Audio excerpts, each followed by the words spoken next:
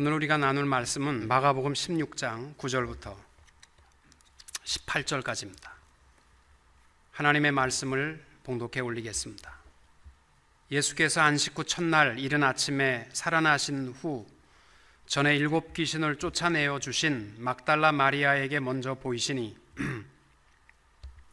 마리아가 가서 예수와 함께하던 사람들이 슬퍼하며 울고 있는 중에 이 일을 알림해 그들은 예수께서 살아나셨다는 것과 마리아에게 보이셨다는 것을 듣고도 믿지 아니하니라.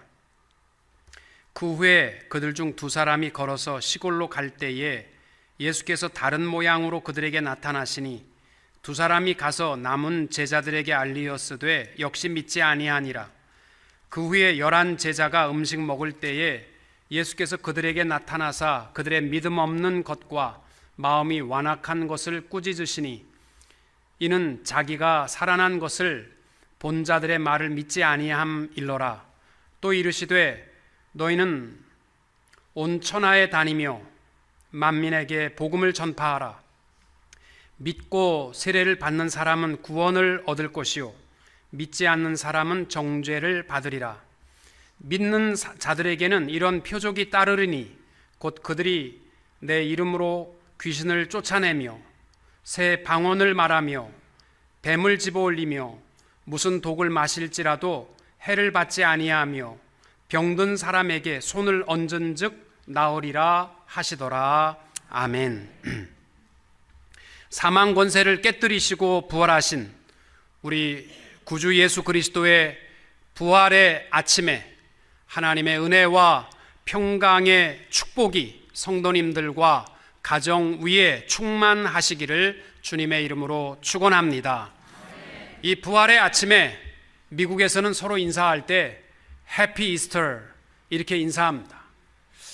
한국에서는 어떻게 인사했습니까? 아침 식사하셨습니까? 한국에서야 인사가 없잖아요. 부활의 아침에 어떤 인사가 있어요? 그저 아침 식사 하셨습니까? 그렇게 인사하는 거죠. 그런데 초대교회 때부터 지금까지 옛날 2000년 전부터 교회가 해온 인사가 있습니다. 우리말로 번역하면 하루에 10번, 20번 만나도 서로 만날 때마다 인사한 것은 예수 부활하셨습니다. 그러면 그 인사를 들은 사람들이 진실로 부활하셨습니다. 그렇게 인사를 했습니다. 그래서 여러분 천국에 가시면 헬라어로 다 인사할 텐데 여러분 저 말이 뭔 말이요? 이렇게 헤매지 마시라고 헬라어 딱 한마디는 외우셔야 됩니다. 크리스토스 아네스티, 예수 부활하셨습니다. 그러면 여러분들은 그 앞에서 알레소스 아네스티, 진실로 부활하셨습니다. 이렇게 인사하시는 겁니다. 여러분 천국 가셨다고 생각하시고 제가 먼저 간 성도로 여러분에게 인사를 하는 겁니다. 크리스토스 아네스티. 안 되십니까? 혓바닥이 안 돌아가세요. 다시 한번 알레소스, 진실로라는 말이고 아네스티, 부활하셨습니다. 알레소스 아네스티. 제가 한 인사하면 여러분 알레소스 아네스티 이렇게 인사하는 겁니다. 크게 합시다. 크리스토스 아네스티. 아멘. 여러분 천국 가서 꼭 그렇게 인사하시기 바랍니다. 예수 부활의 소식은 2000년 전에 예루살렘의 한 무덤에서부터 시작됐습니다. 예수님을 지극히 사랑했던 여인들이 예수님의 시체에 향유를 붓기 위하여 무덤으로 향하여 있었지만 그들이 무덤에 도착하여 확인한 것은 텅 빈 무덤뿐이었습니다. 무덤을 지켰던 병정들은 다 사라졌고 오직 그 무덤에 한 청년이 남아서 이렇게 선포합니다. 십자가에 못 박히신 나사렛 예수를 찾는구나. 그가 살아나셨고 여기 계시지 아니하니라. 보라, 그를 두었던 곳이라. 슬퍼 절망 속에 있던 여인은 단숨에 제자들에게 달려가서 예수 부활의 소식을 전했습니다. 이렇게 시작된 부활의 소식은 엠마오로 가는 2 제자와 베드로와 그 많은 12 제자와 또 120문도에 이르기까지 부활하신 주님을 바라볼 수 있었습니다. 오늘 부활의 아침만큼은요, 우리 남자들은 잠잠해야 합니다. 왜냐하면 부활의 첫 증인이 여성이었기 때문입니다. 그래서 부활의 아침에 남자들이요, 잠잠하시기 바랍니다. 부활의 소식이 왜 그렇게 세계적으로 가장 큰 축복의 소식이 되었습니까? 왜냐하면 예수 부활을 통하여 얻은 축복은 새 생명의 축복이었기 때문입니다. 요한복음 11장 25절, 예수께서 가라사대 나는 부활이요 생명이니 나를 믿는 자는 죽어도 살겠고 무릇 살아서 나를 믿는 자는 영원히 죽지 아니하리니 이것을 내가 믿느냐. 아멘. 세상 모든 종교는요, 창시자를 존중히 여기고 그들의 생가와 무덤을 존중히 여깁니다. 그러나 우리 기독교는 무덤이 없습니다. 그리고 우리에게는 영원히 죽지 아니할 영원한 생명이 있기 때문에 무덤이 아무 의미가 없습니다. 그리스의 한 철학자가 125년경에 예수 믿는 사람들을 보고 하도 신기해서 친구들에게 쓴 편지가 있습니다. 그 편지에 이렇게 쓰여 있습니다. 기독교인들은 정말 이해하기 힘든 새 종교 집단이다. 사람이 죽어도 슬퍼하지 않고 기뻐하며 그들의 하나님께 감사의 예식을 드린다. 그들은 장례를 위한 묘지로 줄지어 갈 때에도 마치 즐거운 소풍이나 가듯 노래를 부르며 감사합니다, 감사합니다 하면서 행진한다. 여러분, 장례식에 감사한다고 할 수 있는 데가 어디예요? 우리 한국 장례식은요, 곡으로 시작해서 곡으로 끝나는 거예요. 절망이에요. 누가 감사합니다 그러면 뺨 맞습니다. 그러나 우리 기독교에는요, 예수 부활로 말미암아 우리에게 주신 축복이 새 생명, 영원한 생명이기 때문에 우리는 감사할 수 있는 줄로 믿습니다. 두 번째로 부활을 통하여 얻은 축복은 새 용기입니다. 부활하신 예수님은 제자들을 만날 때에 제자들 어느 누구에게도 너 왜 그랬니? 한 번도 묻지 않았습니다. 너 그때 왜 나 모른 척했니? 너 그때 왜 나 버리고 도망갔니? 너는 죽을 때까지 나와 함께 죽겠다고 했는데 왜 나를 도망갔니? 이런 거요, 한마디도 묻지 않으셨습니다. 만나는 모든 제자들에게 부끄러움을 덮어주시고 새 용기를 주셨어요. 특별히 부활하신 주님이 7절에 보면은 여인들에게 부탁한 말이 있습니다. 가서 그의 제자들과 베드로에게 이르기를 예수께서 너희보다 먼저 갈릴리로 가시나니 전에 너희에게 말씀하신 대로 너희가 거기서 배우리라 하라. 예수님이 제자들을 만나기 원하였던 장소는 갈릴리였습니다. 왜요? 그곳이 그들이 시작된 장소였기 때문에, 그들이 순결한 마음으로 예수님을 따르기로 했던 그 자리였기 때문에 주님이 원하셨던 것은 그들의 잘잘못을 따진 것이 아니라 그들을 새롭게 시작할 수 있도록 용기를 주신 줄로 믿습니다. 세 번째로 예수 부활을 통하여 얻은 축복은 새 비전입니다. 제자들이 예수님이 죽으신 다음에 다 자기 고향과 자기 옛 직업으로 다 돌아갔습니다. 이제는 소망을 잃어버렸고 이제는 해야 될 일도 다 잃어버렸기 때문입니다. 여러분, 예수님의 제자들이 예수님을 만났을 때에 그들의 소망은 대단했습니다. 예수님이 이스라엘의 꼭 왕이 될 것 같거든요. 그러면 자기들 중에 누가 더 높을까? 이것 가지고 시간만 나면 싸웠고, 내가 영의정일까? 네가 우의정일까? 어머니까지 동원해서 치맛바람까지 일으켰던 제자들입니다. 그런데 예수님이 죽음과 동시에 그들의 모든 소망은 다 물거품이 되어버렸습니다. 그런데 부활하신 주님께서 제자들에게 주신 새 소망이 있습니다. 새 소망은 땅 위에 잘 먹고 잘 사는 것 아닙니다. 예수 부활의 증인이 되어서 죽어져 가는 영혼들을 살리며 영원한 생명, 영원한 소망을 전하는 일이었습니다.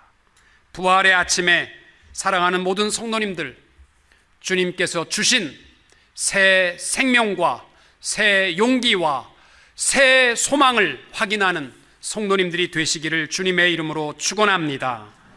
여러분, 첫 번째로 나눌 말씀이 뭐냐면요, 부활은 역사적 사건이라는 사실입니다.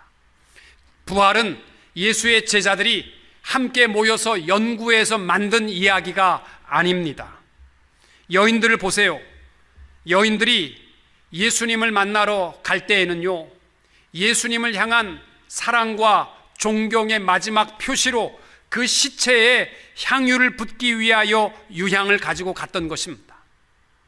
그들은 예수님이 부활했으리라 라고는 꿈에도 생각하지 않았기 때문에 예수님이 말씀하셔도 무덤을 지키는 청지기로만 알았습니다.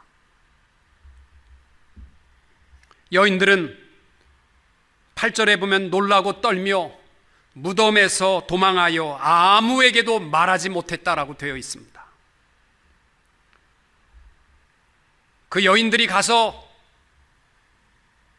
부활하신 예수님을 만난 소식을 전하였지만 듣는 자들은 아무 반응이 없습니다.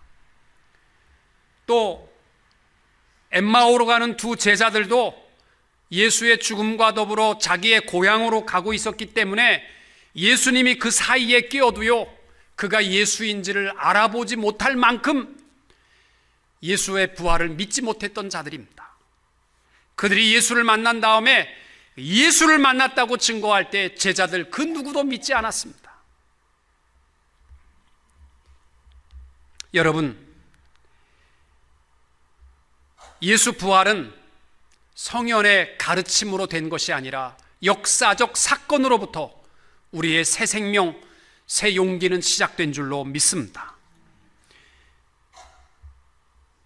역사 속에 많은 사람들은요, 지금까지 예수 부활을 놓고 둘로 나뉘어졌습니다. 예수가 부활한 것을 내가 만났습니다, 그 증언을 듣고 예수 부활을 믿는 사람들이 있는가 하면, 예수 부활은 무슨 부활, 죽은 사람이 어떻게 살아나? 그래서 그들의 소식을 듣고 예수를, 부활하신 예수를 만나지 못한 사람들의 증언을 듣고 지금까지 예수 부활을 믿지 못하는 사람들이 있습니다. 우리들은 바로 예수 부활을 보고 듣고 확인한 역사적 부활의 증인들의 증거를 통하여 2000년이 지난 지금 우리들도 그 부활의 증인으로 살게 된 줄로 믿습니다. 여러분, 캘리포니아에 호랑이가 있다라는 것을 증거로 삼는 것과 캘리포니아에 호랑이가 없다라는 것을 증거로 하는 일이 어떤 일이 쉬울 것 같습니까? 여러분, 캘리포니아에 호랑이가 없다라는 것을 증명하기 위해서는요, 동시에 북쪽에서부터 남쪽까지, 왜? 위에서부터 조사하고 내려오는 동안에 위에 또 도망갈 수 있으니까 없다라는 것을 증명하기 위해서는요, 캘리포니아를 동시에 한 땅을 한꺼번에 조사해서 호랑이 없다라는 것을 증명해야 돼요. 그러나 호랑이 있다라는 것을 증명하는 것은 쉽습니다. 왜?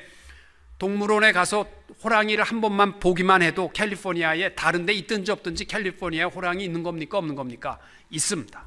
본 사람의 이 얘기는요, 다 조사할 것 없어요. 딱 하나만 보면 증언할 수 있습니다. 그러나 없다라는 것은요, 없다라는 것을 증언하기 위해서는요, 조사하지 않고는 없다라고 말할 수 없는 거예요.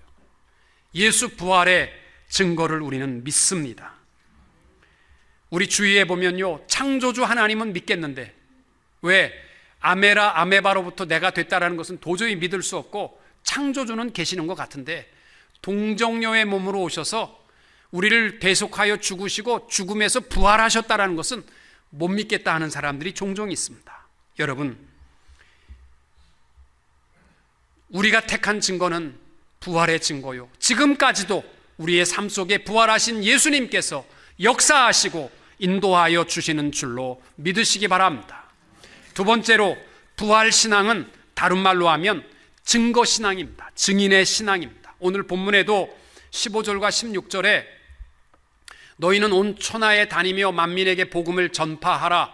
믿고 세례를 받는 사람은 구원을 얻을 것이요 믿지 않는 사람은 정죄를 받으리라.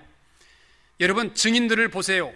그들이 예수 그리스도의 부활을 확인할 때마다 단숨에 달려가서 예수 부활을 증거했습니다. 내가 부활의 신앙을 가졌다라는 또 하나의 증거는 뭐냐면 달려가서 예수 부활을 증거하는 신앙이면 부활 신앙 맞습니다. 그러나 어느 누구에도 입 다물고 살아간다면 여러분의 부활 신앙이 사실인가를 한번 점검해 보시기 바랍니다. 여러분, 사도 바울이 복음을 전할 때에 그는 예수 그리스도 곧 십자가에 달리신 그분밖에는 아무것도 알지 않기로 작정했다고 고백했습니다. 몰라서가 아닙니다. 다른 것은 필요하지 않았기 때문입니다. 바울이 복음을 전할 때에 가장 실패한 곳이 아덴이라는 곳이었습니다. 아덴에는 배운 사람들도 많았고 철학자들도 많았고 또 종교들도 많았고 그랬기 때문에 아덴에서만큼은 바울이 가장 유창한 언어로 자기가 배운 모든 지식을 동원해서 수사학적인 미사역으로 청중을 이해시켜 보려고 복음을 전했다가 실패했습니다. 그리고 바울의 결단 속에는 내가 어디를 가든지 내 말이 아니라 오직 예수의 대속적 죽음과 부활만을 증거하는 증인의 삶을 살았던 것을 봅니다.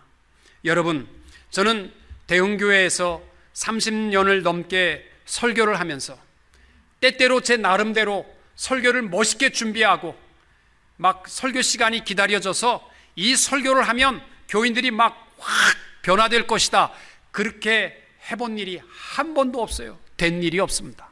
결론은 내가 말해서 바꿀 수 있는 것은 하나도 없다는 거예요.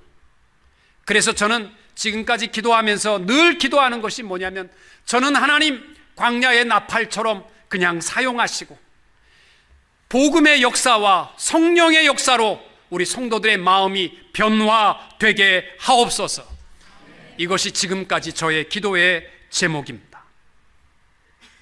특별히 죽은 영혼을 살리는 거요, 여러분의 지식과 방법으로 안 돼요. 그래서 유명한 설교자였던 스펄전 목사님은 이런 얘기를 했습니다. 복음의 능력은 전도자의 웅변에 달려있지 않다. 만일 웅변에 있다면 전도는 사람이 믿게 하는 일이 될 것이다. 복음의 능력은 설교자의 학식에 달려있지 않다. 만일 그렇다면 전도는 인간의 지혜로 하는 것이 될 것이다. 우리의 혀가 녹이 쓸 때까지 전하고 허파가 다 소모되어 죽을 때까지 증거한다 할지라도 성령의 능력이 하나님의 말씀을 통해서 역사하여 영혼을 변화시키지 않는다면 아무도 구원을 받을 수 없다. 여러분, 복음과 구원의 역사는 오직 복음 자체의 능력의 역사인 줄로 믿습니다. 바울은 디모데후서 4장 2절에서 너는 말씀을 전파하라, 때를 얻든지 못 얻든지 항상 힘쓰라 라고 했습니다.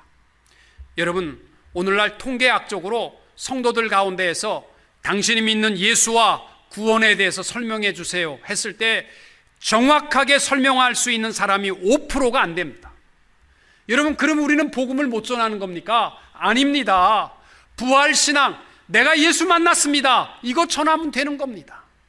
여러분, 한국에 한동안 유행했던 고구마 전도법이라고 있어요. 김기동 집사라는 사람이요, 1년에 3,000명에서 5,000명 전도했어요. 이분이 지금은 목사가 되어서 훌로턴에서 목사하는 거로 제가 들었습니다. 이 고구마 전도법은 간단해요. 딱 2마디만 할 줄 알면 전도한다는 거예요. 그게 뭐냐면, 첫 마디가 예수 믿으십니까? 나는 예수 믿으니까 너무너무 좋습니다, 요거만 하면 된다는 거예요. 그거 어렵습니까? 예수 믿으십니까? 나는 예수 믿으니까 너무너무 좋습니다.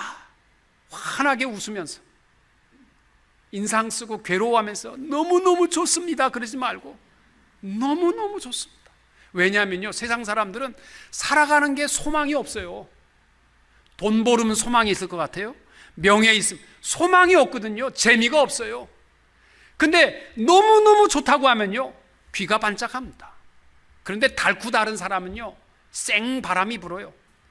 그래서 야, 쓸데없는 소리 하지 마라, 그렇게 얘기 반응하는 사람이 있다는 거예요. 그러면 한마디만 더 하면 된대. 내가 당신을 위해서 기도하고 있습니다, 요 한마디만 더 하면 된다는 거예요. 왜냐하면 예수 믿는 사람들은 기도의 힘을 잘 몰라. 그런데 안 믿는 사람들은 기도한다 그러면 무서워합니다. 우리는 하나도 안 무서워하는데 거꾸로 됐어요. 예수 안 믿는 사람들은 내가 당신 위해서 기도합니다 그러면 무서워해요. 그래서 하다가 머리에 일이 안 되면 이거 아무가 기도해 갖고 이게 이렇게 안 되나?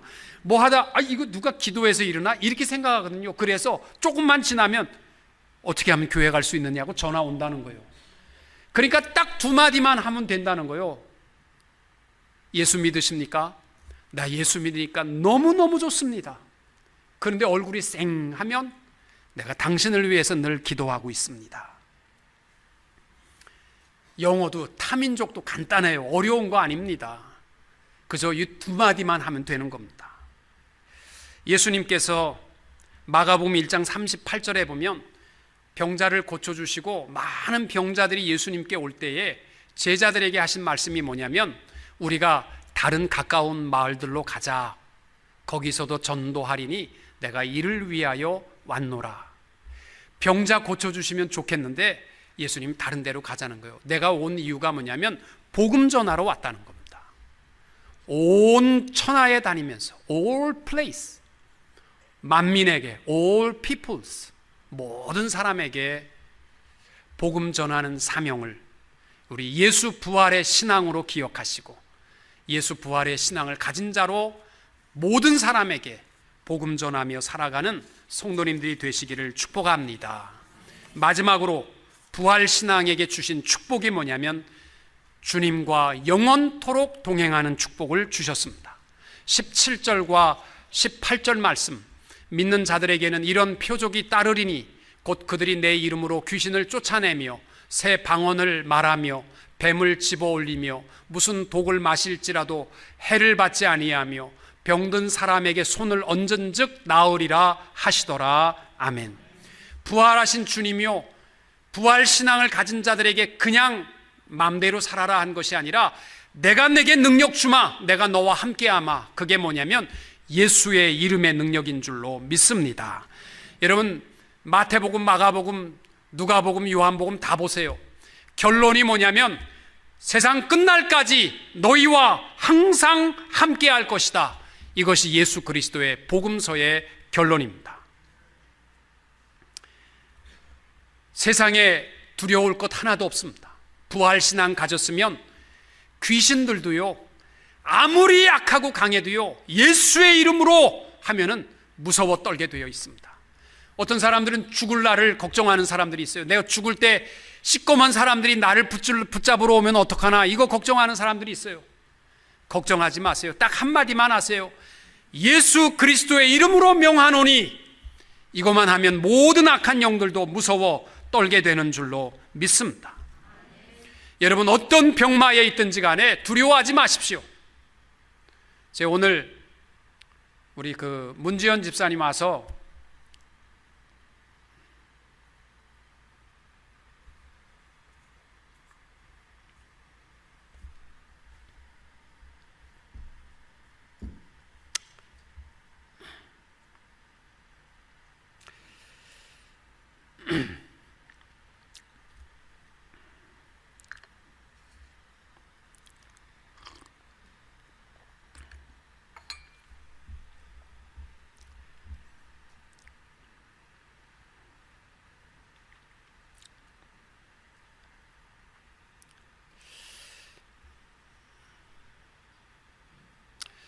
아마 우리 집사님이 허리 수술하고 10년은 고생하시는 것 같아요. 젊은 집사님이 날씨가 흐려도 아프고 참 어렵고 힘든 하루하루를 살아가고 있습니다. 교회를 오고 싶어도 제가 집을 가보니까 샌프란도 밸리에서도 굉장히 더 가는, 아마 프리웨이에 안 막히고 와도 한 50분 걸리는 거리입니다.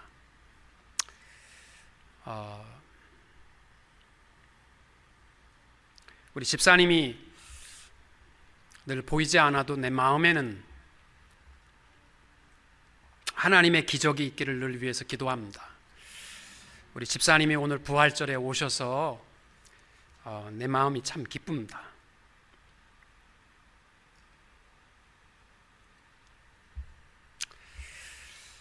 부활의 주님이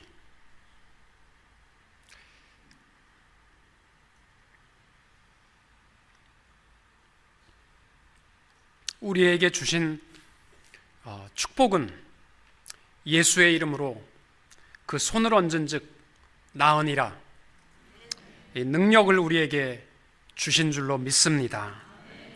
우리가 어떠한 여건과 환경에 처했든지 간에 두려워하지 맙시다. 그리고 하나님의 능력이 우리와 함께 하시면 우리가 능히 일어나게 될 줄로 믿습니다. 영국의 역사학자인 에드워드 기번이라는 사람이 로마 제국의 흥망성쇠라는 책을 썼습니다. 그 책에서 이런 이야기를 합니다.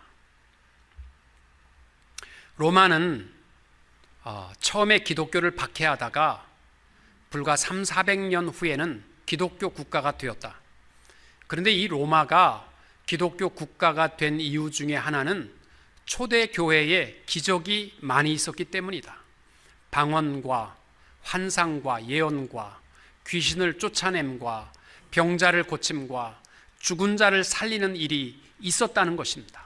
여러분, 초대 교회는 예수가 살았을 때고 지금은 예수가 죽으셨습니까? 부활하신 주님은 지금도 살아 역사하시며 우리와 함께 하시는 줄로 믿습니다. 그렇다면 우리의 어떠한 여건 속에서도 부활의 신앙을 가진 자에게 부활의 주님이 주신 축복, 세상 끝날까지 우리와 함께 하시며 귀신을 내쫓으며 어떠한 독을 먹어도 해를 당하지 아니하며 손을 얹은 즉 나으리라 하시는 이 능력과 축복 속에 살아가는 성도님들이 다 되시기를 축복합니다. 기도하시겠습니다. 하나님 아버지, 부활의 아침에 우리는 여인으로부터 시작된 부활의 증인의 소식을 듣고 믿게 하시고 지금도 우리의 삶 속에 역사하시는 주님을 바라보게 하셨으니 감사함을 드립니다. 아버지 하나님, 각박한 세상에 예수를 알지 못하고 욕심 속에 취하여 살다가 죽어져가는 사람들이 많은데 우리 증인의 삶이 되게 해 주시옵소서.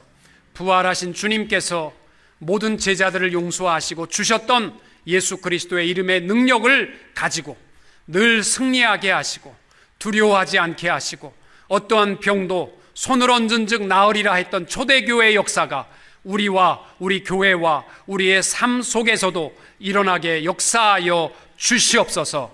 주께 의지하오며 예수님의 이름으로 기도하옵나이다.